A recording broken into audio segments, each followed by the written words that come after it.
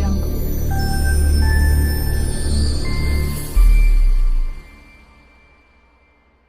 Hi நண்பா, welcome back to SS unique. நம்ம தளபதியோட பிரதரான விக்ராந்த் அவர்கள் லால் சலாம் படத்தோட ஆடியோ லான்ச்லேயும் ப்ரொமோஷனல் ஈவெண்ட்லேயும் தளபதியை பற்றி ஷேர் பண்ணியிருக்காரு. அதாவது லால் சலாம் ஆடியோ லான்ச்சில் விஷ்ணு அவர்கள் கிட்ட உங்களுக்கு ஒரு நடிகரை கோச்சா போடணும்னா யாரை போடுவீங்கன்னு கேட்டதுக்கு அஜித் அவர்கள்னு சொன்னார். உடனே அதே கொஸ்டினுக்கு விக்ராந்த் அவர்கள்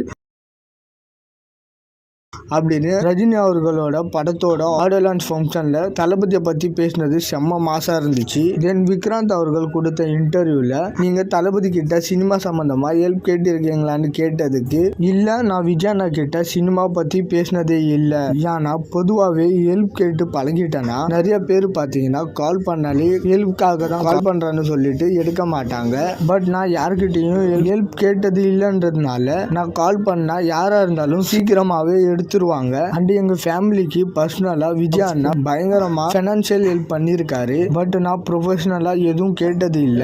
அண்ட் ஆல்சோ அவர் மைண்ட்லயும் என்ன இருக்குன்றது தெரியல. மேபி கரெக்டான கேரக்டர் வரும்போது கூப்பிடலாம் கூட நினைச்சிருக்கலாம் அப்படின்ற மாதிரி மெச்சூர்டா பாத்தீங்கன்னா பேசியிருக்காரு. அண்ட் தளபதி பிகில் படத்துல ஆக்டர் கதிர் அவர்களுக்கும் தென் மாஸ்டர் படத்துல ஆக்டர் சாந்தனா அவர்களுக்கும் ஒரு வாய்ப்பு கொடுத்திருப்பாரு. ஸோ அந்த மாதிரி விக்ராந்த் அவர்களுக்கு ஏன் கொடுக்கல அப்படின்னு ஒரு கேள்வி இருந்துச்சு. பட் அதுக்கெல்லாம் நிறைய ரீசன்ஸ் இருக்கு. ஒன்று நெப்போட்டிஷன்னு சொல்லுவாங்க. அண்ட் ஆல்சோ ஃபேமிலிக்குள்ள அந்த ப்ரொஃபஷனலை கொண்டு வந்தா அதனால ஃபேமிலிக்குள்ள பார்த்தீங்கன்னா இது மாதிரி நிறைய கருத்து வேறுபாடுகள் வரும். இது மாதிரி பார்த்தீங்கன்னா நிறைய காரணங்கள் இருக்கு. அதுவும் விக்ராந்த் அவர்கள் பெருசா வளர்ந்துருந்தா கடைசி வரைக்குமே விஜயால தான் வளர்ந்தன்னு ஒரு பேர் வந்திருக்கும். ஸோ இது மாதிரி தளபதிக்கு நிறைய ரீசன்ஸ் இருந்திருக்கும். அண்ட் விக்ராந்த் அவர்கள் அவரோட பாண்டிய நாடு படத்திலேயே ப்ரூவ் பண்ணிட்டாரு ஒரு நல்ல ஆக்டர் அப்படின்னு. அண்ட் ஆல்சோ அவர் பாண்டியநாதன் படத்துக்கு அப்புறமா அவர் சாய்ஸ் பண்ற கதைகள் எல்லாமே ஓரளவுக்கு டீசென்டான கதைகள் கொண்ட படம் தான். அண்ட் பக்ரீத்லாம் கண்டென்ட்டா சூப்பரான படம். பட் அதுல பெருசா கமர்ஷியல் வேல்யூ இல்லாதனால அது பயங்கரமா போய் ரீச் ஆகல.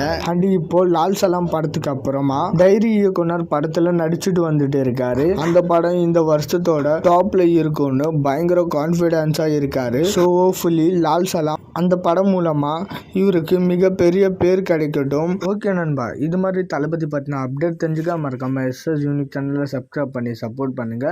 டிஸ்கிரிப்ஷன் அண்ட் கமெண்ட் செக்ஷனில் நம்மளோட சோஷியல் மீடியா லிங்க் இருக்கு, மறக்காம அதையுமே செக் பண்ணுறேங்க. இதோட வீடியோ முடிச்சுக்கிறேன். ஓகே, பாய்.